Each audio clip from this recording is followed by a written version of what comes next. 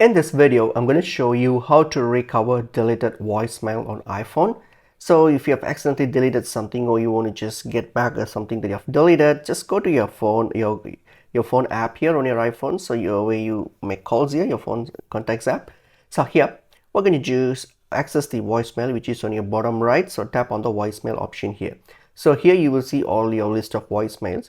Look for the deleted voicemail option state. So by default, there will be a category which says like here, deleted voicemails. So just tap on it. When you tap on it here, you'll be able to see all the voicemails that you have deleted so far.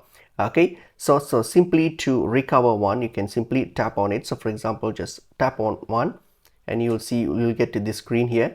And then to recover it, you just have to click on these, there's a little trash icon there with a cross.